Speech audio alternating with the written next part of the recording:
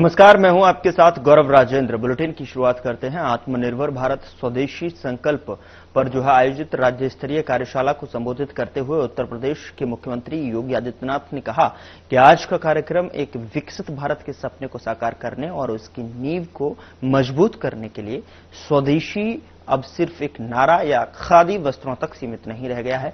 छोटी छोटी वस्तुओं से लेकर समुद्री मालवाहक जहाजों तक, पंटून पुलों से लेकर हवाई जहाजों तक भाजपा के नेतृत्व वाली सरकार देश भर में उत्पादन को बढ़ावा दे रही है। प्रधानमंत्री मोदी ने स्वदेशी की इस अवधारणा को एक व्यापक अर्थ दिया है। भारत में बने उत्पाद भारतीय श्रमिकों के पसीने से तैयार और भारतीय युवाओं की ऊर्जा और कौशल से निर्मित वास्तव में स्वदेशी है। यह make in India, make for the world का सार है। भारत में निर्मित उत्पाद विश्व स्तर पर उपयोगी और दुनिया को अपनी ओर आकर्षित करते हैं। हर घर स्वदेशी, हर घर स्वदेशी। आत्मनिर्भर भारत संकल्प अभियान 2025 की इस कार्यशाला में आज उपस्थित भारतीय जनता पार्टी के कर्मठ प्रदेश अध्यक्ष माननीय चौधरी भूपेंद्र सिंह जी, वीरभूमि चित्तौड़गढ़ से लोकप्रिय सांसद, राजस्थान के पूर्व प्रदेश अध्यक्ष और इस कार्यक्रम के राष्ट्रीय स्तर पर सह संयोजक के रूप में जिनका भी मार्गदर्शन आप सबको प्राप्त हुआ है, ऐसे माननीय श्री सीपी जोशी जी, भारतीय जनता पार्टी के हमारे प्रदेश के संगठन के महामंत्री सम्मानित श्री धर्मपाल जी, अभियान के संयोजक श्री ब्रज बहादुर जी, प्रदेश टोली से जुड़े हुए सभी हमारे पदाधिकारीगण और प्रदेश के सभी जनपदों से यहां पर उपस्थित भारतीय जनता पार्टी के सभी कार्यकर्ता बहनों और भाइयों, मैं सबसे पहले शारदीय नवरात्रि के अवसर पर आप सबका हृदय से अभिनंदन करता हूं, आप सबका स्वागत करता हूं विशेष कार्यशाला में। और खासतौर पर श्री सीपी जोशी जी का, जो वीरभूमि चित्तौड़गढ़ से माननीय सांसद भी हैं और भारतीय जनता पार्टी के एक प्रखर और वरिष्ठ कार्यकर्ता होने के नाते पूरे राजस्थान में उनका सानिध्य और सहयोग भारतीय जनता पार्टी के कार्यकर्ताओं को, राष्ट्रवादी अभियान के कार्यकर्ताओं को प्राप्त होता है। शारदीय नवरात्रि के अवसर पर उनका प्रदेश की राजधानी लखनऊ में इस स्वदेशी अभियान को, जो भारत के आत्मनिर्भर अभियान का हिस्सा बनने वाला है, इस अभियान के उद्देश्य से उनका आगमन हुआ है। मैं उनका विशेष रूप से प्रदेश की ओर से हृदय से स्वागत करता हूं, अभिनंदन करता हूं। आज का ये कार्यक्रम अत्यंत महत्वपूर्ण कार्यक्रम है, यानी विकसित भारत की संकल्पना को साकार करने का, उसकी आधारशिला को सुदृढ़ करने का अभियान है।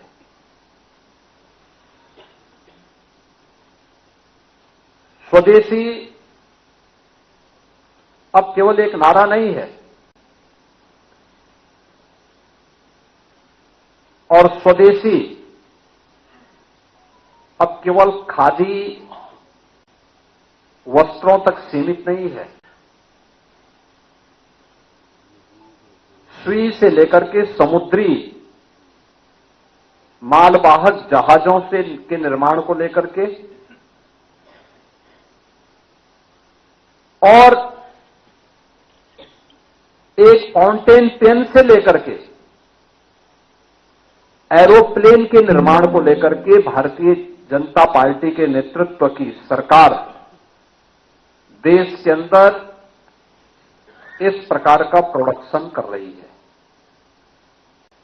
इसलिए स्वदेशी की इस अवधारणा को विराट और व्यापक रूप दिया है आदरणीय प्रधानमंत्री जी ने।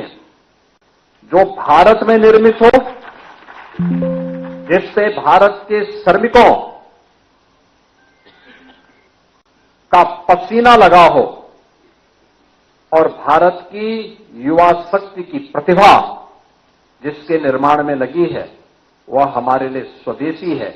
Make in India, make for the world, यानी पूरी दुनिया के लिए भारत के द्वारा बनाया गया उत्पाद जो पूरी दुनिया के लिए उपयोगी हो, दुनिया उसका अनुसरण करने के लिए मजबूर हो, वह सब हमारे लिए स्वदेशी है। और उस स्वदेशी को हम सब अपने जीवन का हिस्सा बना सकें, यह अत्यंत महत्वपूर्ण है। उस अभियान में आपको अपनी अपनी इकाई में योगदान देना है। इसलिए महत्वपूर्ण संगोष्ठी और शारदीय नवरात्रि की द्वितीया तिथि को यह आपके लिए भी और हम सब के लिए भी अत्यंत महत्वपूर्ण विषय है। आपने यहां पर अभी इस कार्यक्रम के राष्ट्रीय सह संयोजक श्री सीपी जोशी के उद्बोधन को सुना है। उन्होंने बड़ी सहजता के साथ इस बात को कहा कि एक समय दुनिया की अर्थव्यवस्था में भारत का जो योगदान था वह 40% था। यह 2000 वर्ष पहले की बात है और ज्यादा दूर मत जाइए। आज से 300 वर्ष पहले, 300 वर्ष पहले दुनिया की अर्थव्यवस्था में भारत का जो योगदान था वो 25% था। 25% योगदान भारत का था।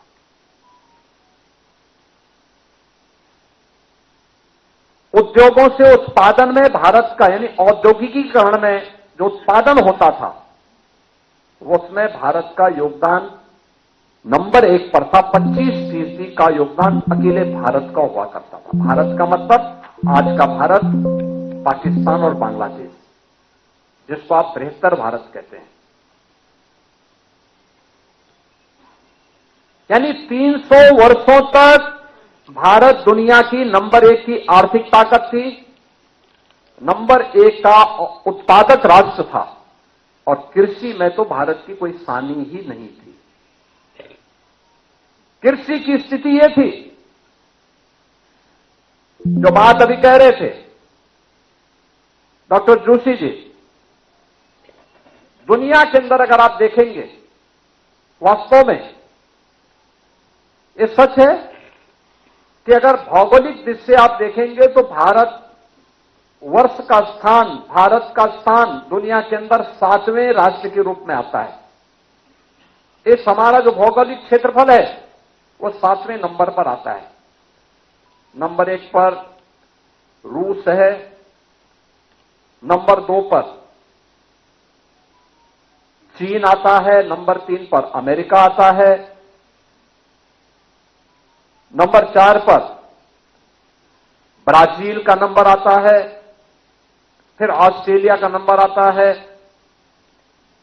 कनाडा का नंबर आता है, कनाडा के बाद ब्राजील, ब्राजील के बाद ऑस्ट्रेलिया, ऑस्ट्रेलिया के बाद तब भारत, बृहत्तर भारत का नंबर आता है। यानी भारत, पाकिस्तान और बांग्लादेश का जो कुल भूभाग है, इसके पास लगभग 42.5 करोड़ हेक्टेयर की भौगोलिक क्षेत्रफल था हमारे पास। लेकिन रूसी संघ के पास जो है वह है 1 अरब 70 करोड़ हेक्टेयर लैंड उसके पास, बहुत बड़ा भूभाग उसके पास, भारत से कई गुना बड़ा। अमेरिका के पास भी काफी बड़ा, कनाडा के पास भी कई ज्यादा बड़ा।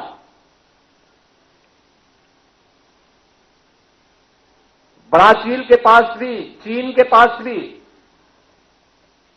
लेकिन भौगोलिक दृष्टि से सभी भारत से बहुत बड़े हैं। लेकिन अगर कृषि योग्य भूमि की दृष्टि से देखेंगे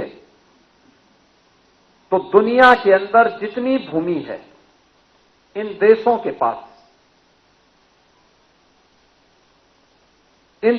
पास जितनी भूमि है उसमें केवल और केवल 20% भूमि पर ही कृषि हो सकती है, उससे ज्यादा नहीं हो सकती। और भारत अकेले देश है जिसकी 60% से अधिक भूभाग पर बेहतर कृषि होती है और दुनिया की सबसे उर्वरा भूमि, सबसे अच्छा जल संसाधन भारत रखता है। एक नहीं कई कई फसलें भारत ले सकता है और भारत लेता था। भारत कपड़े का सबसे बड़ा उत्पादक था। दुनिया के अंदर भारत कपड़ा बेचता था। आपने बंगाल के उन कारीगरों का इतिहास सुना होगा, जाना होगा, जिन कारीगरों ने को विदेशी आक्रांताओं ने, विदेशी उन शासकों ने अपने स्वार्थ के लिए जिनके हाथ काट दिए थे, उनकी कारीगरी को समाप्त करने के लिए किस प्रकार के षड्यंत्र रचे गए थे, ये किसी से नहीं छुपा हुआ है। खेती किसानी में भी भारत के अंदर जब तक भारत का किसान, आप में से बहुत सारे लोग जानते होंगे और आपसे एक पीढ़ी पहले के लोग जानते होंगे, हमारे यहां खेती बाड़ी में urea, potash, DAP, zinc phosphate या कोई भी पेस्टिसाइड, कोई भी केमिकल इस्तेमाल नहीं होता था। ये सीजन था, होली से लेकर के और दीपावली के बीच हर गांव में गाय, बकरी, भैंस ये खेतों में बांधे जाते थे और खेतों में बांध करके वह उसी हिसाब से खेती की उर्वरता को बनाते थे। यानी जितनी हम खेती का दोहन करते थे उससे कई गुना हम खेती को रिटर्न करते थे उसके माध्यम से। परिणाम क्या होता था? आज जिसको लेकर के प्रधानमंत्री जी नेचुरल फार्मिंग कह रहे हैं, जिसके लिए सुभाष पालेकर जी कहते हैं जीरो बजट खेती, ये जीरो बजट खेती ही हमारा अन्नदाता किसान इस देश के अंदर करता था। ये वही खेती थी, गाय का गोबर, गाय का मूत्र, गाय से जुड़े हुए उत्पाद, गाय का खुर उस धरती को मुलायम भी करता था, उसकी उर्वरता को भी बनाता था। परिणाम क्या होता था? खूब अन्न उत्पादन होता था, खूब अन्न उत्पादन होता था, धन धान्य से परिपूर्ण था। कहते हैं भारत पे जब इस्लाम ने पहला हमला किया था उस समय भारत की आबादी, यानी उसके बाद भी सन 1100 तक भारत के अंदर हिंदुओं की आबादी 60 करोड़ थी, 60 करोड़। और 1947 में जब ये देश आजाद हुआ उस समय हिंदुओं की आबादी रह गई थी मात्र 30 करोड़। आप मुझे बताइए इन 800-900 वर्षों में हमारी आबादी बढ़नी चाहिए थी कि कम होनी चाहिए थी? कम हुई। हम 60 करोड़ से 30 करोड़ पे आ गए। यानी आबादी ही नहीं घटी, हमारी खेती के उत्पादन को भी कम कर दिया गया। ये आबादी जो कम हुई, आक्रांताओं ने ही मारा नहीं, बल्कि भूख से मरे, बीमारी से मरे, तमाम अन्य प्रकार की यातनाओं से मरे। विदेशी दासता ऐसे ही होती है। इस देश पे वही किया गया, इस देश पर अत्याचार किया गया, उसका शोषण किया गया। और जिस भारत में 300 वर्ष पहले आधी से कम आबादी खेती पर निर्भर करती थी, आधी से अधिक आबादी उद्योग धंधों में लिप्त थी। बड़े उद्योग नहीं, यहां पे कल कारखाने थे, लघु सीमांत और लघु और कुटीर उद्योगों का एक जाल फैला हुआ था।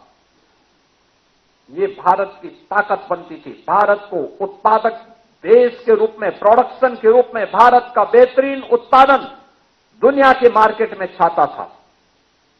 दुनिया का व्यापारी यहां आता था, यहां से लेके जाता था, यहां से व्यापारियों का काफला अपना सामान पहुंचाता था।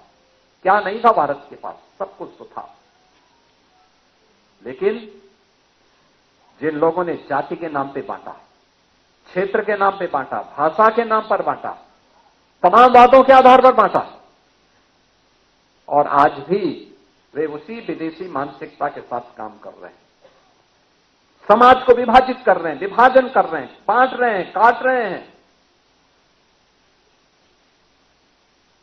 वे लोग इस स्वदेशी अभियान में भी तमाम प्रकार की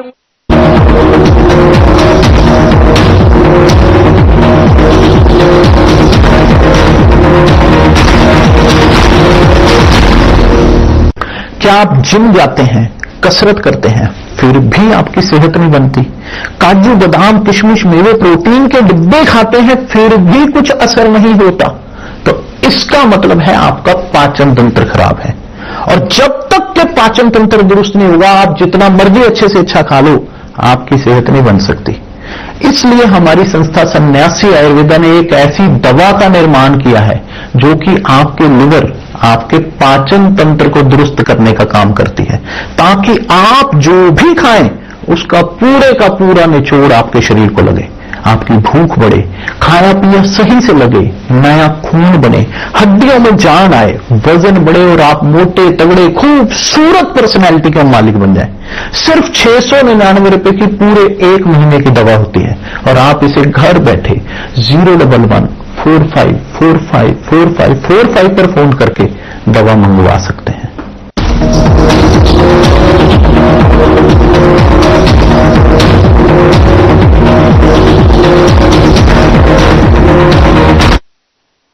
हर व्यक्ति लालायित होगा इस बाजार के लिए, क्योंकि प्रोडक्शन तो डिमांड एंड मार्केट की सप्लाई पे निर्भर करता है और लोगों को प्राप्त हो, कोई इसको नजरअंदाज नहीं कर सकता। और इसलिए इतने बड़े मार्केट को उसके बारे में अवगत कराना एक राष्ट्रीय कार्य है, क्योंकि भारत का पैसा भारत के अंदर लगेगा तो भारत की समृद्धि का कारण बनेगा। भारत का पैसा दुनिया के उद्यमी मुनाफा कमाए तो भारत का पैसा दुनिया के बाजार में चला जाएगा। परिणाम क्या होगा?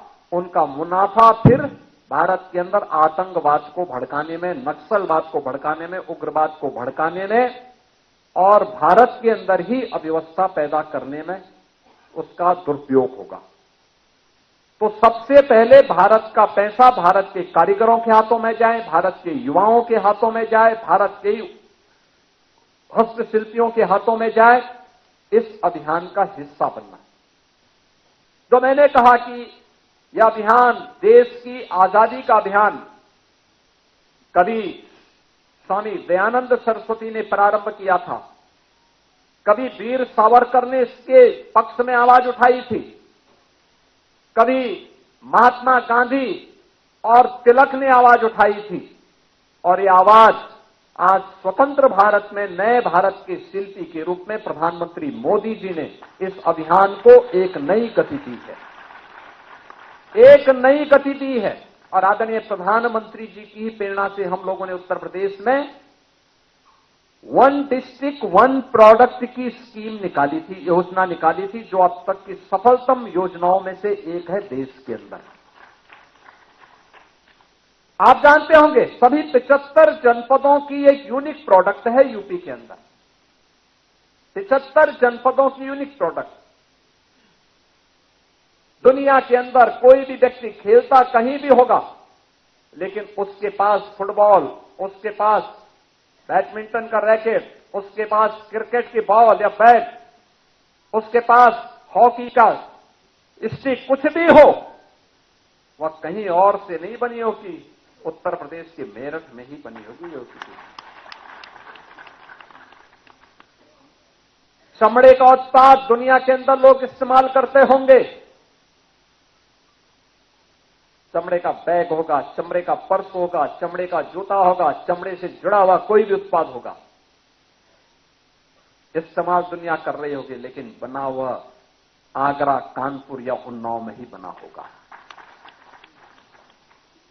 कारपेट दुनिया के अंदर कोई भी इस्तेमाल कर रहा होगा, लेकिन बना होगा भदोई, वाराणसी, मिर्जापुर में ही, उत्तर प्रदेश के अंदर। सिल्क की साड़ी दुनिया के अंदर लोग इस्तेमाल करते होंगे, लेकिन बनी होगी वाराणसी और आजमगढ़ में।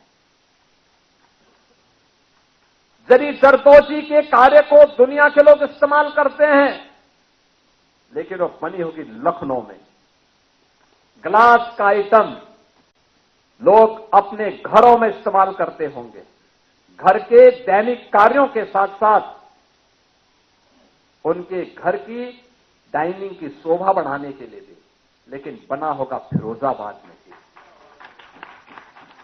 हर घर की शुरुआत होती है सुबह की चाय से, और चाय परोसा जा रहा होगा जो चीनी मिट्टी का बर्तन बना होगा, खुर्जा में ही बना होगा। ब्लैक पॉटरी बनी होगी तो आजमगढ़ में बनी होगी, टेराकोटा बना होगा तो गोरखपुर में बना होगा।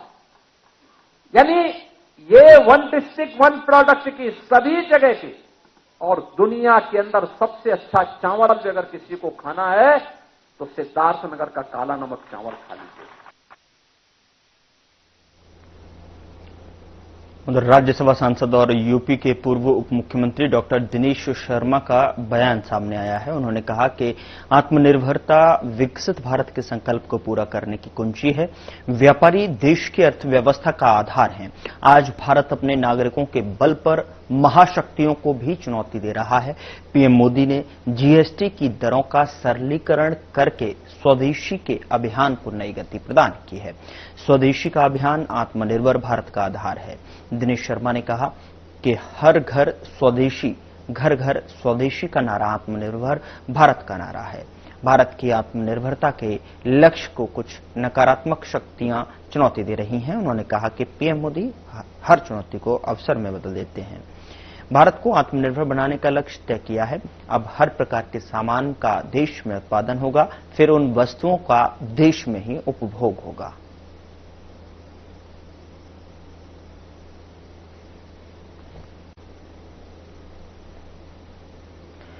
इंदिरापुरम में स्वास्थ्य और फिटनेस को बढ़ावा देने के लिए हाफ मैराथन का आयोजन किया गया और इस दौरान जीडीए के वाइस चेयरमैन अतुल वत्स, अस्पताल प्रबंधक पीएन अरोड़ा, नगर आयुक्त विक्रमादित्य सिंह मलिक समेत गणमान्य लोग शामिल हुए। अधिकारियों ने बताया कि इस मैराथन का उद्देश्य लोगों को फिटनेस और स्वास्थ्य के प्रति जागरूक करना है, साथ ही युवाओं और आम नागरिकों को खेलों से जुड़ने के लिए प्रेरित करना है।